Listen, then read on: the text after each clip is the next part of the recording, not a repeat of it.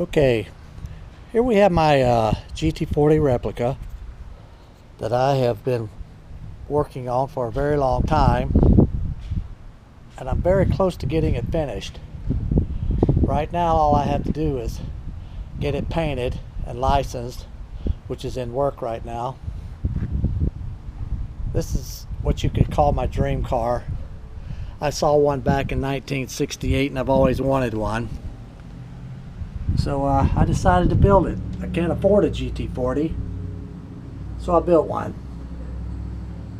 Here's a video of it inside the engine compartment, the suspension and everything that I did here.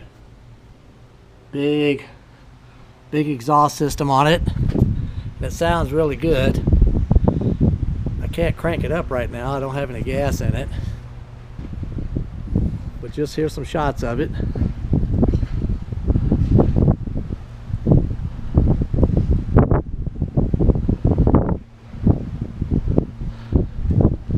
Took 5 years to build the thing from scratch, basically. I bought the kit, which consisted of nothing but a body and a frame, and I went from there and did everything else myself. The engine in it is a 215 cubic inch all aluminum V8 Buick engine with about 225 horsepower. Well, you might think, well, that's not much horsepower for a car like this, but this car only weighs right around 1,850 pounds. The power to weight ratio is equal to that pretty much of a Corvette. So this thing does scoot on down the road. On paper it'll do about 160 miles an hour. Just put in the seat belts not too long ago. Here's the dashboard. Couldn't find a GT40 dash anywhere, so I built one. The dash that comes with this car is not a very good looking dash, so I said, nah, can't have that. So I hand built this one out of composites and fiberglass and foam. Looking at it, it has full instrumentation, full switches, racing steering wheel that comes off, and so forth and so on. Down underneath, nice pedals.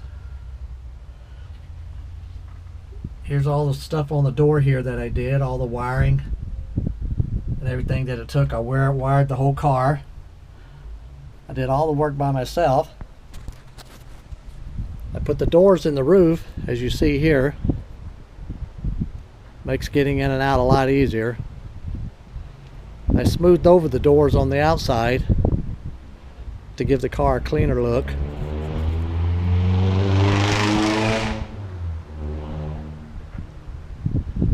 And you just reach up and close the door down, like so. The rear windshield on the car comes out of a 1965 Ford Mustang, and the front windshield comes out of a 1965 Corvair, for those of you who remember the Corvairs. The wheels on the car are Corvette wheels, really nice. Radials are rated at 200 miles an hour. I changed the body on it to make it look like the new Ford GT. The original body that came from the factory, I didn't like the looks of it, so I restyled the whole body to my own liking here. The side scoops that you see here are made a lot deeper than what was on there before. They scoop more air. And down on the side, you can see the air dams to keep the air from getting underneath the car at high speed. I handmade those.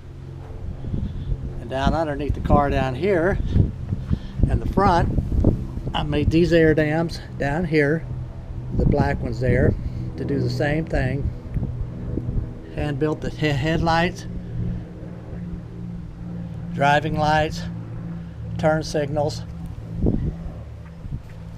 And in the front of the car here, I put the two scoops in the front here, the inlets that you see here, and in the center of the part there is where the air goes in, goes to the dash, and comes out in the dash so you can have air inside. The car has no amenities at all. This is a race car, basically. It rides stiff, it's loud, but it's fast. That's what I was looking for. In the back, you see the scoops in the back of the car. Those scoops direct air to the rear brakes. Because at high speeds, the brakes can get hot when you're trying to stop. I made the front end of the opening of the car different. It used to have a round oval opening.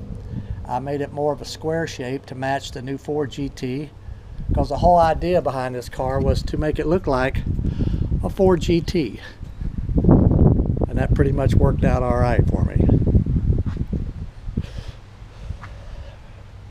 Right there's the gas cap in the right place. Put the gas in, it goes down a tube alongside the car. The tank is in the back and front of the engine between steel railing or the frame, so in case of a car wreck, God forbid, it'll be protected from explosion. The windshields here along the side right here from the factory had a big ugly rubber gasket that went on there, which looked hideous. So what I did was I raised the pinch weld and put the windshield in there, put a black frit behind it, as you see there, and made it look more like a modern installation job there. Looks a lot better. Again, big scoops on the side here.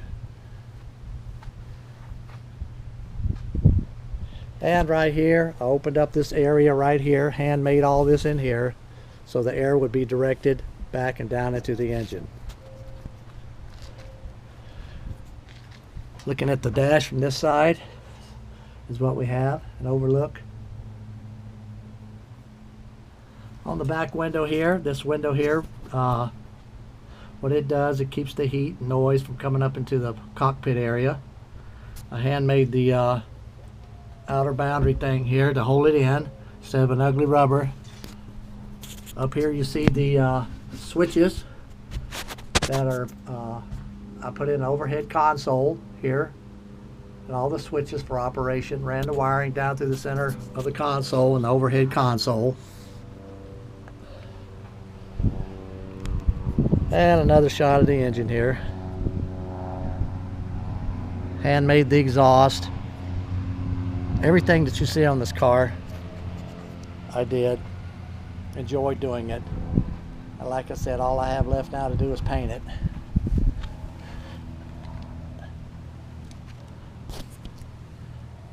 Brakes. Up into the engine compartment again.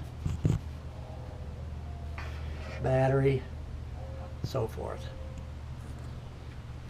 Really nice car. It's a real head turner as usual. I hand made these tail lights that you see right here. They didn't have any big enough for me to use, so I hand made the tail lights.